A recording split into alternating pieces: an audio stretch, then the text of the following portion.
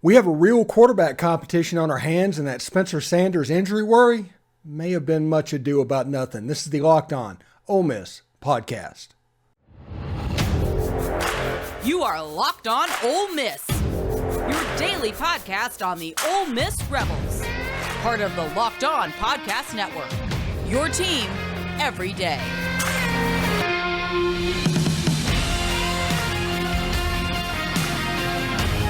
All right, welcome to the Locked On Ole Miss Podcast. I am your host, Stephen Willis. Thank you very much for joining us, and thank you for making the Locked On Ole Miss Podcast your first listen every day. We are free and available wherever you get your podcast. And reminder, this episode is brought to you by FanDuel Sportsbook. It's the official sportsbook of Locked On. Make every moment more.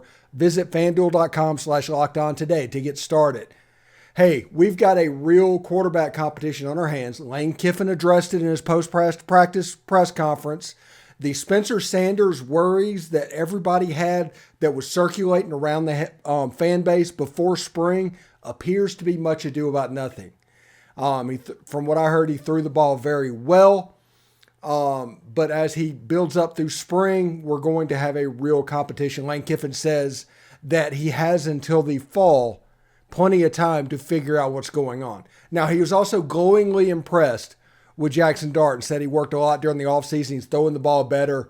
So we'll see exactly what he does as well. But the main thing is, honestly, some people owe me a little bit of an apology, I do believe.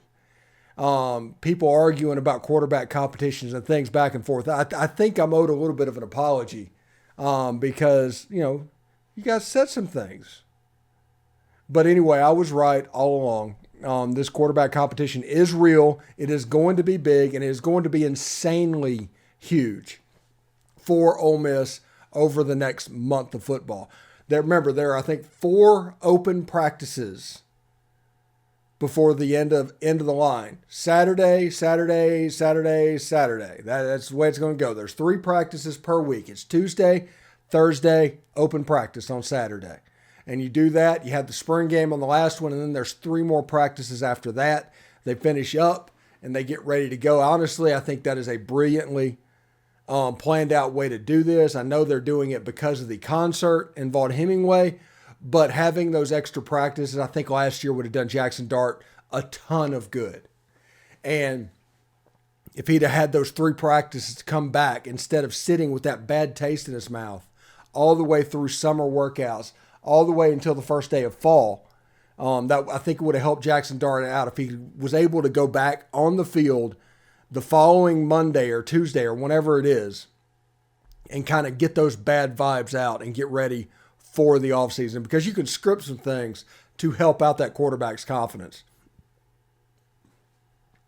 But this quarterback competition, Chris Lowe did a story where he only mentioned Spencer Sanders. 2 or 3 national media people have only mentioned Spencer Sanders. Jaxson Dart, I think, should be the prohibitive favorite for the starting quarterback in the Mercer game. That is just my opinion. But he should be the favorite right now to do it. And he's the only quarterback that can potentially win it in the spring. But like I've told you probably 100 times, he has to take care of the ball. He has to get rid of the ball quickly. He has to run the whole offense on all parts of the field, and he has to limit turnovers. He does those 4 things, he will start. If Spencer Sanders does those things better than Jaxson Dart, he will start. And if neither one of them can do it, Walker Howard is going to slip through the back door and win this quarterbacking job. There's 3 quarterbacks that all have a chance to do major damage moving forward. That game against Mercer is going to be a big deal. This just cannot go into the season, by the way, though. It can't. You're making $9 million a year, Lane Kiffin. You cannot do that again. That caused the growth to stall on so many different players. Looking back on it, you can see how it was not a good thing for the team. And then you mentioned the stuff that happened with Auburn at the end of the season. Now, like I said, the end of the year, I'm not even going to hold that against the football players because that was almost sabotage. It just was. It was sabotage at that point. And when it didn't work out, it just happened. But Lane Kiffin has taken a more serious tone as January is turned into February. And you can see that he's kind of like, it looks like he's really locked in to what he's doing. And we talked about this with Kara not too long ago. And that is a major step. Now, I do think on the Rebel road trip, there's some hands that are going to need to be shaken and some babies that are going to need to be kissed. If he does that, he has a chance for all to be forgiven. I mean, it is. That's just the way this works. But if he goes out in the fall and throws up a 5-7, it's all going to go back to that. Let me give you an example. David Cutcliffe, one of the most successful coaches in Ole Miss football history. David Cutcliffe interviewed for the Kentucky job in 2002. Pissed some people off. And they were desperate to try and get rid of him. The problem is the next year, they threw up a 7-1 SEC record and a 9-3 overall and went to the Cotton Bowl and won. And Eli's, they celebrated and everything was good, or it seemed that way. The problem is there's a certain group of people and they have a very long memory. So the next year when Ole Miss threw up a 4-7, they were ready to pounce. And that's when you heard the chancellor of the university say, we will not accept mediocrity at Ole Miss. And you will run that coach out the door. Now, I'm not either for it or against it. The point is they have a long memory. So if Lane Kiffin comes out and throws up a 5-7 this year, you're going to see some backlash for it. Just period. That's just the way this works. If he goes out and wins some games, they're fine. They're all good with it. The thing is, the Auburn situation as it stands, just remove the benefit of the doubt for Lane moving forward. As long as he wins and does what he's supposed to do, Ole Miss fans are going to love him. But as soon as it turns, that rope is going to be much shorter than he even thinks it is. So that probably is why Lane Kiffin has taken more of a serious tone. The reason he's gone out and gotten these quarterbacks to try and make sure everything is where they need to be. All the talent on this field, they've assembled it all. So there's not really an excuse moving forward that you can make. This quarterback competition and these next month of football practices is going to mean so much for this football program. And it has nothing to do with the practice being able to beat Alabama. It's nothing about that. This is big picture stuff. You need to be in as good a situation as you can be at the end of 2023, because in 2024 it gets real. Live bullets, expanded playoff, Texas, Oklahoma, SEC expansion, new conference schedule. So many things are going to make this more difficult for Ole Miss moving forward. You need to be in the best position you can be in at the end of 2023. Period. If you can do that, you have a chance to be really, really successful. I mean, can't really complain too much about that. Anyway, today's show is brought to you by FanDuel Sportsbook. The tournament is heating up, and now is the perfect time to download FanDuel. It's America's #1 sportsbook because customers get a no-sweat first bet up to $1,000. That's bonus bets back if your first bet doesn't win. Just download the FanDuel Sports app. It's safe, secure, and super easy to use. And yes, I realize that in the state of Mississippi, you have to go to brick and mortar casinos to gamble on sports. But if you go to Memphis, if you go to Jaxson, if you go to New Orleans, if you go to Delta freaking Louisiana, you can bet with the FanDuel Sportsbook app. So you can bet on money lines, point scores, threes drained. And plus, they even let you combine your bets for a chance at a bigger payout with same game parlay. So don't miss your chance to get your no sweat first bet up to $1,000 in bonus bets when you go to FanDuel.com/lockedon.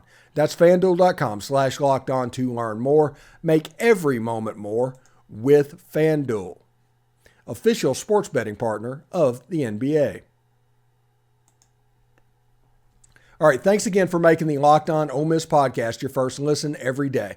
Make sure you check out our brand new podcast, Locked On College Basketball. It has everything you need to know about college basketball in one place. Plus, you get to hear from big-name experts, insiders, coaches, and players. It's Locked On College Basketball, available on YouTube and wherever you get your podcasts. There's also a Locked On Women's College Basketball, which is going to be extremely relevant this week.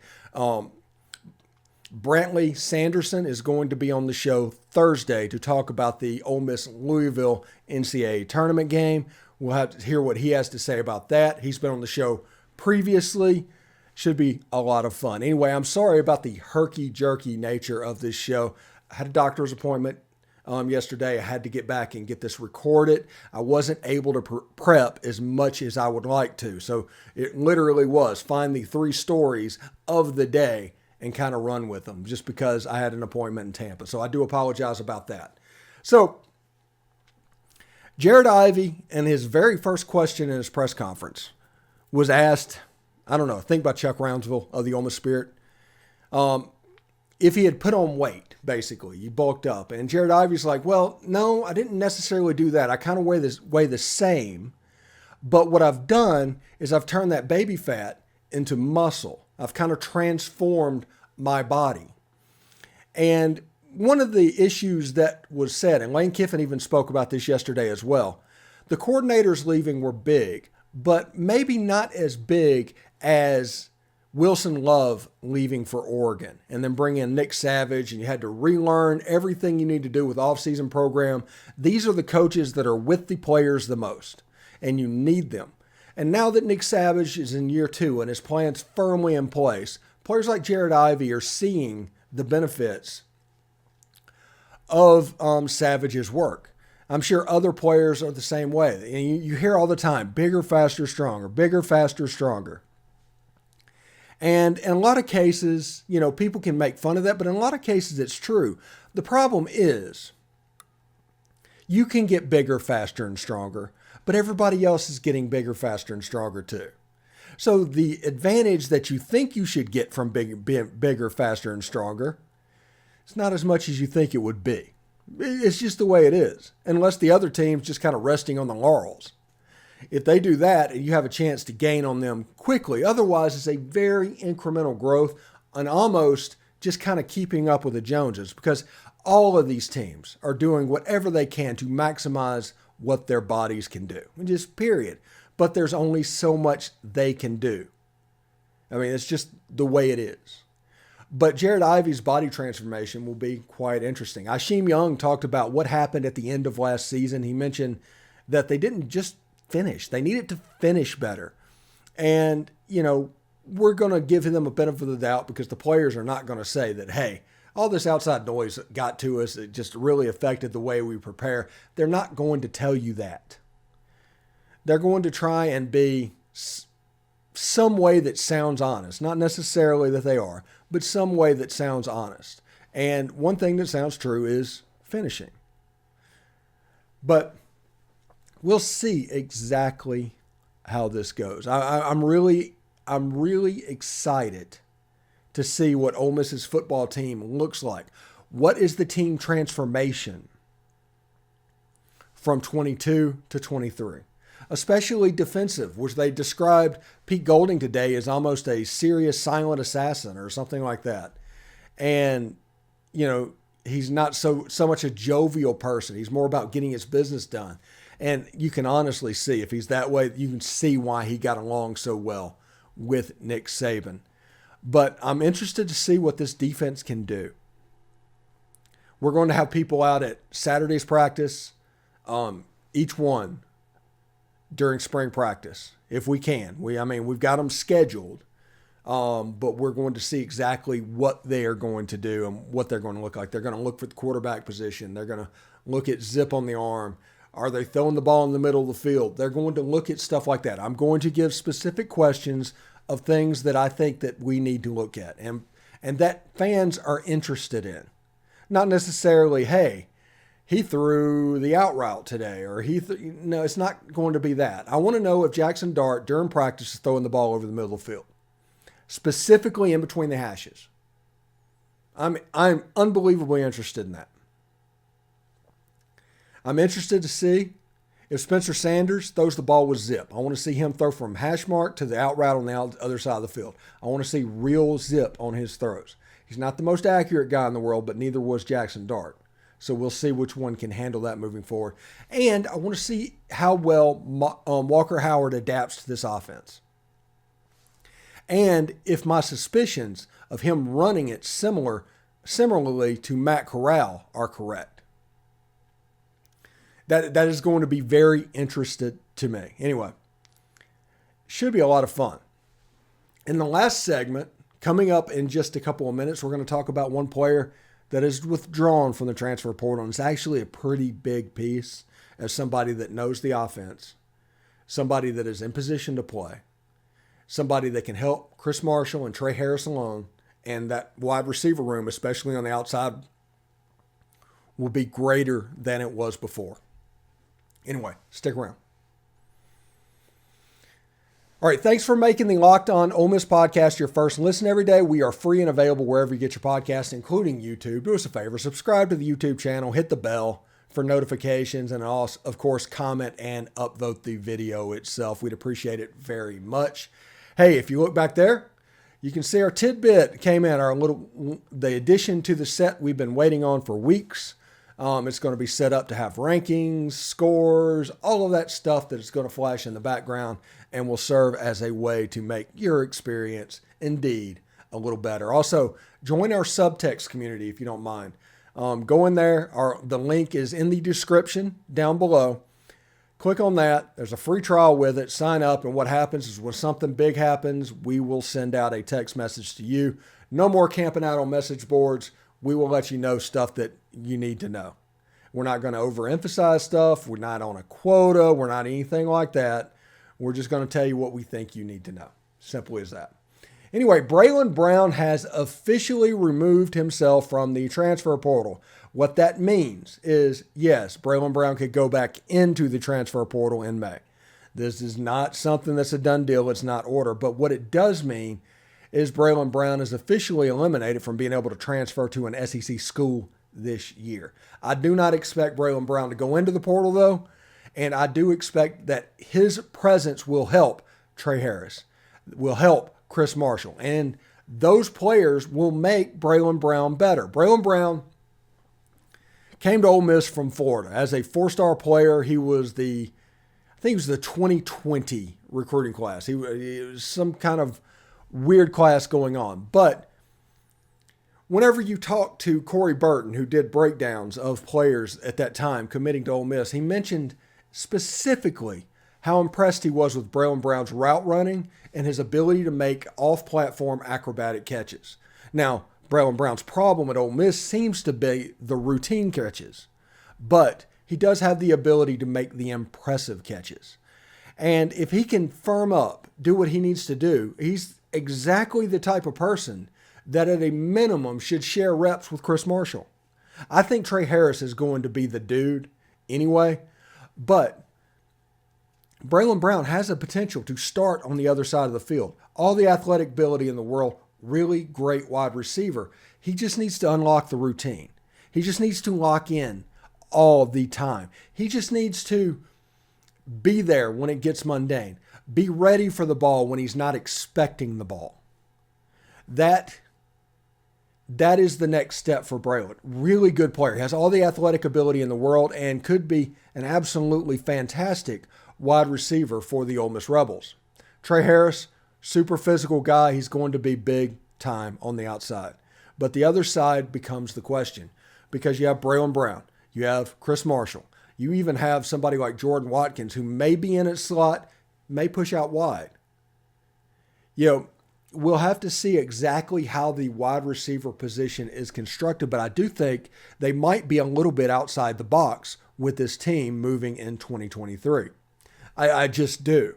It's one of those situations to where there's athletes that can play many different positions for Ole Miss. You have wide receivers. Like, take Jordan Watkins. He can play both outside positions and the slot receiver. That is somebody with the versatility to play all three. And understand that all three of those positions are slightly different. They all have their little idiosyncrasies. They don't change sides of the field because they want to go fast. So you do have to be able to play, field receiver and tight receiver. But they are going to be a little bit different with what they do, depending on whether you're right-handed, left-handed, stuff like that. This game is a relatively simple game, but it can have little idiosyncrasies if you're not careful, that you're just not aware of. Right-handed players can struggle on the left side because the left foot becomes the plant foot. So all of a sudden you're a tenth of a second, a quarter of a second off on your break to the inside. And if that happens, that could screw up the timing on the whole play. So you almost have to be ambidextrous a little bit with your get-offs. If you need to be able to plant on both feet. You need to be able to do the things that you need to do and catch the ball. You have to show that you're reliable with your hands. Trey Harris has at Louisiana Tech. I'm interested to see exactly what he'll do at Ole Miss. But then you have Bralon Brown, Chris Marshall. And Chris Marshall, the amount of talent that young man has is absolutely phenomenal. I mean, if you look at his highlight, it's Laquan Treadwell is all over his game. Like pre-injury Laquan. But Chris is going to have to mature quickly as a football player. I'm not even talking about as a person. I'm talking about on the field. If he does that and gets on the field and starts making plays, that's when it could be special. That's the reason. Another reason this spring practice is so important. You know, Bralon Brown and Chris Marshall, that just became one of the top 5 position battles during spring camp. Getting ready for fall ball. I want to see Michael Trigg and Caden Priestcorn. I want to see if Michael Trigg goes out to a slot receiver. The quarterback competition, everybody knows about that. The running back competition for second and third back before the beginning of the season is going to become the dude. It just is. Defensively, a new scheme is being put in by Pete Golding. Somewhere in between a 4-2-5 and 3-3-5. Depending on the jack linebacker, which currently we do not have. But they will find somebody to do what they need to do. Players like Jared Ivey, Cedric Johnson, J.J. Pegues, Joshua Harris. On the defensive line, they have a chance to be really good. I'm telling you, I'm excited about this football team. I think Chris Lowe did hey, what if college football had a 64-team tournament? And then he started going through the seedings in their bracket. Ole Miss was listed as a 4 seed. That's in the top 16 teams in the country. And according to him, he's only played 2 rounds, but he has Ole Miss in the Sweet 16 playing Georgia. So I imagine Ole Miss is about to go home, but still, the respect is there is the point. Everybody sees what's going on. Everybody knows that the end of last season was a fluke. And all Ole Miss has to do over the next couple of months into fall camp is tie everything up. They have the talent in place. It's at the point where excuses aren't really going to be a thing. The defense could be a little bit clunky, but I do expect them to turn the ball over of the other team. It's going to be really interesting. Anyway, I do apologize for this being so short. Like I said, I had a doctor's appointment yesterday, and that kind of ate up my day a little bit. So I had to throw this together, and I hope this is good for you. I'm really fired up about the tidbit back there. It should be a lot of fun as well. Anyway, thanks again for making the Locked On Ole Miss podcast your first listen every day. Make sure you check out our brand new podcast, Locked On College Basketball. It has everything you need to know about college basketball in one place. Plus, you get to hear from big-name experts, insiders, coaches, and players. Locked On College Basketball, available on YouTube and wherever you get your podcast.